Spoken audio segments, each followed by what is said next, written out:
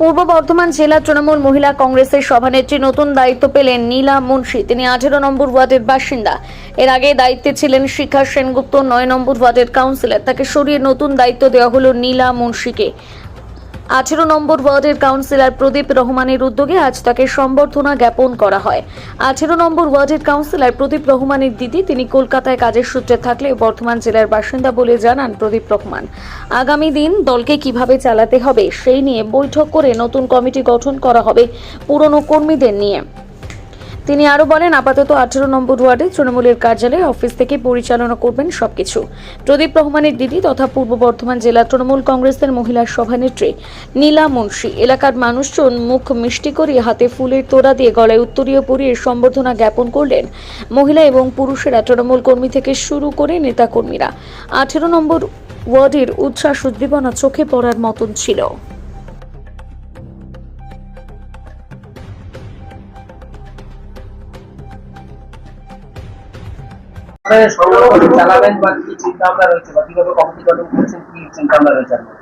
প্রথমে তো আমাকে আমাদের সর্বোচ্চ নেত্রী জনগণমন অধিনায়িকা মমতা বন্দ্যোপাধ্যায়, আমাদের সেনাপতি অভিষেক বন্দ্যোপাধ্যায়, আমার গুরু চন্দ্রিমা ভট্টাচার্য, তাদেরকে আমি কৃতজ্ঞতা জানাই, ধন্যবাদ জানাই আমাকে এই জায়গায় দেওয়ার জন্য, আমার উপর ভরসা, বিশ্বাস, আস্থা রাখার জন্য।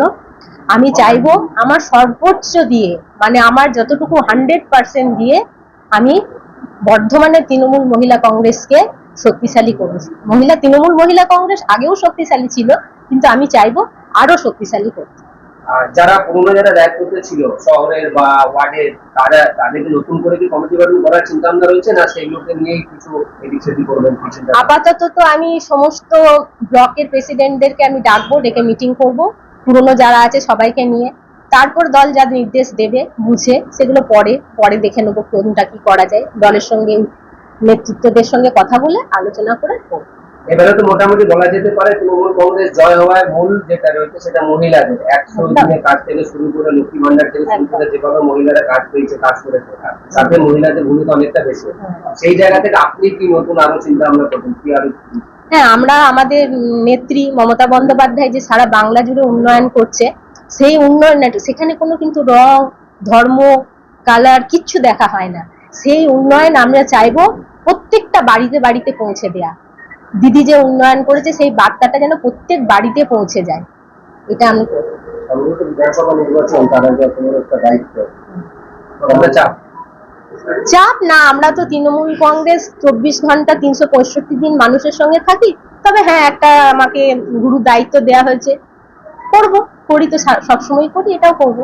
আজকে কি করলো ওয়ার্ডের সব ছেলেমেয়েরা, আপনারা কি করবেন? হ্যাঁ, অনেক আমাকে সবাই মিলে 18 নম্বর ওয়ার্ডের আমার ভাইয়েরা, বোনেরা, যারা বয়সে উঁচু আছেন, দাদারা, দিদিরা, সবাই আমাকে এত অভ্যর্থনা জানালেন। আমি সত্যি আপ্লুত, ওদের কাছে কৃতজ্ঞ। আমি মনে রাখবো, আর সবাইকে নিয়েই আমি চলবো। প্রত্যেকটা মানুষকে নিয়ে, আমি একটা সামান্য কর্মী, আমিও আমার সব তৃণমূলের সৈনিকদেরকে নিয়েই আমি চলবো। রাজ্যের দায়িত্ব পালন করেছে, এবার জেলার দায়িত্ব ভালোভাবেই পালন করবে। আর মহিলাদিকে নিয়েই তো সব আজকে দিদির হাতে শক্ত করে মহিলারাই ধরবে। আর বর্ধমান জেলার মহিলারা এই নীলা মুন্সির হাত ধরে যে আরো জাগ্রত হবে এবং সবাইকে জাগিয়ে তুলবে, এটাই আমি আশা করি। একদমই বাড়ির মেয়ে, ঘরের মেয়ে ঘরে ফিরেছে, এটা আমাদের কাছে একটা বিশাল বড় পাওনা। তো আমরা এটাই বলবো, দিদি খুব ভালোভাবে কাজ করুক। দিদির ওপর আস্থা আমাদের মাননীয় মুখ্যমন্ত্রী মমতা বন্দ্যোপাধ্যায় মহাশয় রেখেছেন, চন্দ্রিমাদি রেখেছেন, অভিষেক বন্দ্যোপাধ্যায় মহাশয় রেখেছেন। তো আমরা খুবই খুশি। আমরা চাইবো দিদি এইভাবে এগিয়ে যাক, এবং আমরা মহিলারা যারা আছি তারা প্রত্যেকেই সবসময় ওনার সাথে আছে। এবং উনি একদম ছাত্র রাজনীতি থেকে নিজের রাজনৈতিক ক্যারিয়ার শুরু করেছিলেন, তো আজকে এই জায়গায় পৌঁছেছেন।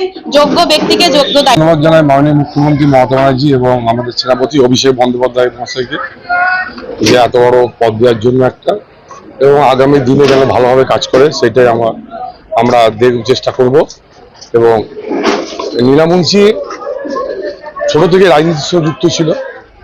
বর্ধমান শহরে যখন গুটি কয়েক মেয়ে পার্টি করতো তখন তার মধ্যে নীলা মুন্সি ছিল, এবং নীলা মুন্সি যেমন বিয়ে সূত্রে কলকাতায় থাকে এবং সেখানে পার্টি করতো। এখন নতুন করে আবার বর্ধমানে বাড়ি কিনেছে এবং বর্ধমানে তিনি থাকছেন, এবং আশা করছি যে দল যেভাবে দায়িত্ব দিবে সেভাবে পালন করবে এবং আমরা আমাদের ওয়ার্ডের মহিলা তৃণমূল কংগ্রেস কর্মীরা আমরা পাশে আছি এবং বর্ধমান শহরে প্রত্যেকটি মানুষই প্রত্যেকটি মহিলা তৃণমূল কংগ্রেসের কর্মীরা তার পাশে থাকবে এবং আগামী দিনে দলনেত্রী যেভাবে নির্দেশ দিবে নীলা মুন্সি সেভাবে পালন করবে এবং আমাদের একটাই লক্ষ্য 2026 সালে আমাদের বর্ধমান জেলা থেকে 16টি আসন যেন আমরা জয়লাভ করতে পারি, সেই লক্ষ্যে আমরা এগিয়ে যাব। আর যে সভাপতি আছে আমাদের বিধায়ক আছে আমাদের, তারা